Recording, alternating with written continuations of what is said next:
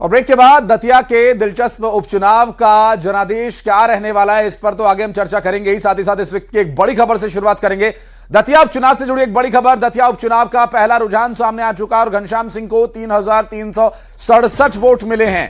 आपको बता दें, कुंवर घनश्याम सिंह कांग्रेस पार्टी की ओर से उम्मीदवार है इस बार, और उम्मीदवार क्या हकदार साबित होगा यह देखने का विषय होगा। इस बार दतिया उपचुनाव की यह सीट काफी दिलचस्प और 900 से ज्यादा वोट बीजेपी प्रत्याशी के लीड में नजर आ रहे हैं। आशुतोष तिवारी को 4,651 वोट मिल चुके हैं और पहला रुझान भारतीय जनता पार्टी के पक्ष में जाता हुआ नजर आ रहा है। दतिया से इस वक्त की बड़ी खबर और हर एक बड़ी अपडेट सबसे तेज, सबसे पहले हम आप तक पहुंचाएंगे। ये प्रयास हमारा रहेगा लगातार वोटों की गिनती, वोटों के रुझान से लेकर परिणाम तक। 900 से ज्यादा वोट बीजेपी प्रत्याशी के अभी फिलहाल इस राउंड में आगे चल रहे हैं। दतिया से इस वक्त की ये बड़ी खबर और सबसे बड़ी खबर ये कि जो पहला रुझान है वो भारतीय जनता पार्टी के पक्ष में जाता हुआ नजर आ रहा है। इसके अलावा कांग्रेस पार्टी के कुंवर घनश्याम सिंह को 3,367 वोट मिल चुके हैं और करीब करीब 900 वोटों से आगे चल रहे हैं यहां आशुतोष तिवारी, जिन्हें 4,651 वोट अब तक मिल चुके हैं। और ये आंकड़े आगे अगले राउंड के साथ और बदलेंगे। दतिया उपचुनाव से जुड़ी हर एक बड़ी खबर हम आप तक पहुंचाएंगे। आप देखना यह होगा कि दतिया की जनता ने किसे दिया है जनादेश। क्या इस बार का जो त्रिकोणीय मुकाबला है वो दिलचस्प और होगा, क्योंकि तीसरी जो सीट है, माफ कीजिएगा, तीसरा जो कैंडिडेट है, क्या वो भारतीय जनता पार्टी को लाभ पहुंचाएगा या कांग्रेस पार्टी के लिए ये हितकर साबित होगा। 4 तस्वीरों के माध्यम से थोड़ा माहौल को समझने की कोशिश करते हैं। देखिए, वोटों की गिनती जारी है। वोट की काउंटिंग के लिए चुनाव आयोग ने सभी व्यवस्थाएं चाक चौबंद तरीके से की हैं ताकि पारदर्शिता और निष्पक्षता बनी रहे। इसके अलावा जो काउंटिंग की शुरुआत हुई थी पोस्टल बैलेट से, क्योंकि उसमें ज्यादा समय लगना था, एक एक पेपर गिनना और फिर उसको एक तरफ इकट्ठा करके रखना, और ये इसमें थोड़ा समय लगता है, इसलिए पहले पोस्टल बैलेट से ही गिनती शुरू, क्योंकि ईवीएम में तो कैलकुलेशन है। आप एक बटन दबाइए, बीजेपी को कितने वोट मिले सामने आ जाएगा, फिर एक बटन दबाइए, कांग्रेस पार्टी के कितने वोट थे वो सामने आ जाएगा। कुल मिलाकर ऐसे 21 बार आपको शायद बटन दबाने पड़े, या जो भी उसका टेक्निकल सिस्टम होता हो वो भी हम आगे अपने एक्सपर्ट से समझने की कोशिश करेंगे। सुरक्षा के कड़े इंतजामों के बीच मतगणना को लेकर के तैयारियां भी की गई हैं और सभी जो कैंडिडेट्स के एजेंट्स हैं वो भी मौके पर हैं और बातचीत का सिलसिला आगे बढ़ाएंगे। प्रियंका जी हमारे साथ जुड़ गए भारतीय जनता पार्टी से। प्रियंका जी, दतिया का ये जो चुनाव है साख का चुनाव बन चुका है। अभी जो पहला राउंड है वो तो बीजेपी के पक्ष में जा रहा है। जितने भी राउंड होंगे भगवान आशुतोष की कृपा उनके नामधारी हमारे प्रत्याशी आशुतोष तिवारी के ऊपर बनी रहेगी, मां दतिया की कृपा से। और जनता जनार्दन जिन्होंने देखा है कि किस तरीके से भ्रष्टाचारी के कारण आज उपचुनाव का भार भी मध्य प्रदेश सरकार के ऊपर पड़ा है, तो निश्चित है ये सब चीजों को देखते हुए, और वैसे भी कांग्रेस ने तो अपनी हार स्वीकार कर ही ली है कल, इसलिए उन्होंने जो हार का ठीकरा फोड़ने के लिए राजन भारती जी को कड़ी निष्कासित किया है। तो ये तो सीधे स्पष्ट परिलक्षित है। वो तो कह रहे थे अनुशासनहीनता के चलते उन्हें बाहर कर रहे हैं, तो पहले ही कर देते। हाँ।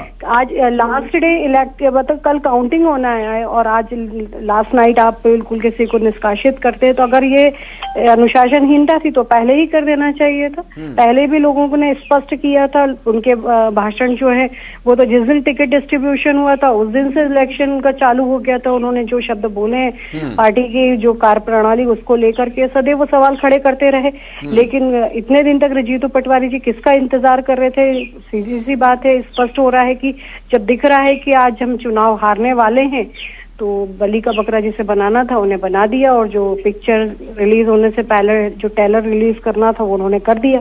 कि कब तक ईवीएम को दोष देते, दोष किसी पे तो मरना था, अपनी कार्य पद्धति को ना सुधारते हुए वो लोगों को ही अलग अलग करते चले। तो आपके यहाँ भी कम नहीं हुई थी, लेकिन वो अलग बात है कि आप लोग समेट देते हैं बहुत जल्दी।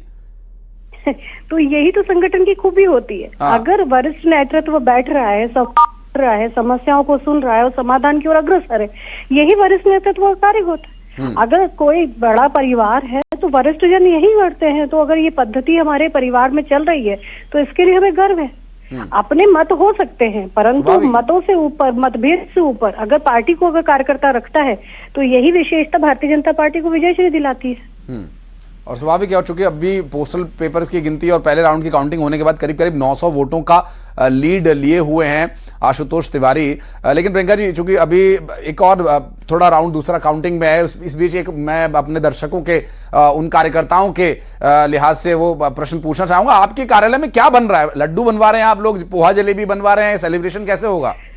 बिल्कुल निश्चित है कि लड्डू भी बटेंगे, पोहे जलेबी भी बटेंगे, और चूंकि आज बहुत से लोगों का व्रत है तो हो सकता है फलहारी खिचड़ी भी होगी। तो ये तो निश्चित है कि भगवान भोले का प्रसाद है तो सभी में बटेगा, और माँ पीताम्बरी की कृपा हुई है तो लड्डू तो बनने ही है। तो देखते जाइए, और विजयश्री के लिए हम भी अग्रसर हैं, और आप लोग की शुभकामनाएं तो हैं आप लोगों के स्नेह के लिए, और जो निष्पक्ष आप लोग सारे विषय रखते हैं इसके लिए आप सभी के हम आभारी भी हैं। स्वाभाविक है, क्योंकि जिस तरह से अभी ये पूरा चुनाव दिलचस्प रहा है। कांग्रेस कह रही थी प्रियंका जी की सत्ता से लड़ाई है चुनाव की, बीजेपी या उनके कैंडिडेट से लड़ाई की बजाय सत्ता से लड़ाई है। जब सत्ता से अगर चुनाव लड़ रहे हैं तो ये उस लिहाज से देखा जाए तो उस चुनाव को एक नेक्स्ट लेवल पर कांग्रेस ने ले जाने का प्रयास किया कि ये बहुत बड़ा चुनाव है कि सीधा ये सत्ता से वो चुनाव लड़ रहे हैं। तो सत्ता से अगर चुनाव लड़ेंगे, अगर एक सीट के लिए पूरी मध्य प्रदेश की विधानसभा सीटों के खिलाफ एक दतिया की सीट को वो लेकर चल रहे हैं, तो इसका मतलब है कि अगर किसी भी वजह से अगर कुंवर घनश्याम सिंह लीड लेते हैं या जीतते हैं तो ये एक बहुत बड़ा मैसेज देने का कांग्रेस प्रयास करेगी। यहां से कांग्रेस की लड़ाई सत्ता से नहीं विकास से है, सत्ता से नहीं, इनकी लड़ाई गौरव गान से है, राष्ट्र के निर्माण से। आप देखिए जब भी कुछ ऐसा हुआ है कांग्रेस ने सदैव विरोध किया, चाहे राष्ट्र का हो चाहे नई संसद का हो। ऐसे दतिया के विकास मॉडल से भी उनके पेट में दर्द होना, क्योंकि 55 साल तक तो ये लोग उसको अपना गढ़ मानते रहे, परंतु अपने गढ़ की रक्षा भी नहीं करी, साथ में गढ़ का विकास भी कभी नहीं किया। और आज जब वो सीट इनके हाथ में नहीं है तो बौखलाहट तो है ही। तो इनकी लड़ाई सत्ता से नहीं, इनकी लड़ाई विकास धारा से रहती है, राष्ट्र के गौरव गान से रहती है, राष्ट्र निर्माण से रहती है, देशभक्ति से रहती है। और आज यदि अभी आप देख लीजिए किस तरीके से सनातन को गरिया रहे हैं, तो निश्चित है कि इनका जो एजेंडा है वो पूरी तरीके से जनता के सामने है, और जनता इसी कारण अलग अलग राज्यों में भी भारतीय जनता पार्टी के साथ चल रही है, और जो कार्यकर्ता सतत मेहनत करता रहता है आज उसकी विजयश्री निश्चित है कि उनके जो कार्य की है, इतनी मेहनत करी है, आज विजयश्री प्राप्त होकर के आशुतोष जी को विजय बनवाई। देखते जाइए आप, अभी तो एक राउंड हुआ है, 15 राउंड में भी कोई परिणाम बहुत ज्यादा परिवर्तित नहीं होने। प्रियंका जी हमारे साथ नितिन भंसाली जी भी जुड़ गए कांग्रेस पार्टी से। नितिन जी बहुत स्वागत है। पहला राउंड हालांकि अभी कांग्रेस के पक्ष में नहीं जा रहा है, आप उम्मीद तो होगी आपको कि आने वाले कुछ राउंड में बढ़त मिले? शुरुआती रुझान है, आने वाले समय पे निश्चित तौर पर आंकड़ों में परिवर्तन आएगा। हाँ। और जिस प्रकार कांग्रेस ने इस उपचुनाव को भारतीय जनता पार्टी के कुशासन और भ्रष्टाचार के खिलाफ लड़ा है, इसमें कोई दो मत नहीं कि जनता जो है वो इस बार कांग्रेस को आशीर्वाद देगी। लेकिन भंसाली साहब एक बात आपसे जरूर जानना चाहूंगा, ये बीती रात क्या हुआ? आपने राजेंद्र भारती जी को रास्ता बाहर का दिखा दिया अनुशासनहीनता के चलते। ये मैसेज आपको नहीं लगता कि नकारात्मक मैसेज जाएगा? वक्त रहते अगर ये इस पर निर्णय लिया जाता तो शायद कुछ और होता। तो सर्वोपरि है। हाँ। और पार्टी में एआईसीसी जो निर्णय लेती है उसके खिलाफ मैं कुछ नहीं बोल सकता, और जो अनुशासन के जो निर्णय है ये तो अच्छी बात है। तो मतलब आप मानते हैं कि आप इस बात के खिलाफ हैं? जी, अनुशासन कहीं टूटता है। हाँ। और वो अगर रिकॉग्नाइज होता है कि भाई अनुशासनहीनता है। हाँ। और कोई भी कार्रवाई जो है हाईकमान हमारी पार्टी ऐसे नहीं करती, जांच पड़ताल। मैं कार्रवाई पर सवाल नहीं उठा रहा सर, मैं तो जनता में जो मैसेज जा रहा है उसकी बात कर रहा हूं। वो ये कि आप चुनाव लड़ रहे हैं, जिस व्यक्ति को डिस्क्वालिफिकेशन दिया गया अगर आपने उसे पार्टी से निकाल दिया तो इस पर मुहर लग गई कि आपका कैंडिडेट डिस्क्वालिफाइड है, क्योंकि पहले तो कांग्रेस ये कह रही थी कि ये साजिश है, षड्यंत्र है, विरोधाभास नहीं होगा? ये जो अभी काउंटिंग चल रही है इसके रिजल्ट आएंगे जवाब जो है जनता को और आप लोगों को मिल जाए। चलिए ठीक है, मैं फिर ये बताइए कि आप आज क्या बना रहे हैं सेलिब्रेशन के लिए? उम्मीद तो होगी क्योंकि आज आप जीतेंगे, कुंवर घनश्याम सिंह जीतेंगे, लड्डू बना रहे हैं, पोहा जलेबी बनेगा, क्या बन रहा है आज कार्यकर्ताओं के जश्न के लिए? देखिए, पोहा काफी फेमस है मध्य प्रदेश का, क्योंकि मैं छत्तीसगढ़ का प्रवक्ता हूँ, छत्तीसगढ़ से जुड़ा हूँ। हाँ। तो मेरी जानकारी में पोहा बनेगा और जलेबी, पोहा जलेबी बनेगी। प्रियंका जी हमारे साथ कांग्रेस बीजेपी से जुड़ी हुई हैं, प्रियंका दुबे जी। नितिन जी वो ये कह रही थी कि कांग्रेस सत्ता के खिलाफ या बीजेपी के खिलाफ चुनाव नहीं लड़ रही है, वो तो विकास के खिलाफ चुनाव लड़ रही है। कौन चुनाव लड़ रहा है? हम भ्रष्टाचार के और कुशासन के खिलाफ लड़ रहे हैं, विकास के खिलाफ कहाँ लड़ रहे हैं? मेरे भाई ये नहीं जानते, शायद उनके प्रत्याशी भ्रष्टाचार के कारण ही बाहर हुए। हाँ, तो इसीलिए पार्टी से बाहर कर दिया ना, वो यही तो कह रहे हैं। पार्टी आज बाहर किया, आपको तो उसी दिन कर देना चाहिए था जिस दिन सुप्रीम कोर्ट का डिसीजन आया था। हाँ। उसी दिन कर देते तो एक आपको एक कह सकते हैं कि उदाहरण बनता। अब मैं ऐसे अगर आप नाम एक गिनने लगूंगा ना, एस्टैब्लिश मैं करते। अगर ऐसे नाम गिनने लगूंगा तो आपकी पूरी पार्टी खाली हो जाएगी। अरे आप लोग तो कह रहे हैं कि आपने एक जो है उदाहरण प्रस्तुत किया, तो मैं तो आप ही के उदाहरण का अनुसरण का कह रही हूँ करना था। तो जिस दिन सुप्रीम कोर्ट का डिसीजन आया था उस दिन करना चाहिए था। तो फिर रूठना मनाने की प्रोसीजर क्यों चल रही थी? फिर रात्रि भोज क्यों चल रहे थे? फिर बार बार डिनर पे क्यों इनवाइट किया जा रहा था? फिर क्यों बार बार उनको चुनाव लड़ने के लिए बोला जा रहा था, जब उन्होंने चुनाव लड़ने के लिए मना कर दिया और उसके बाद उनकी बेटे के लिए टिकट मांगा गया। अच्छा प्रियंका जी सुनिए तो सही, प्रियंका जी सुनिए ना, नितिन जी आपको भी इन्वाइट कर रहे हैं।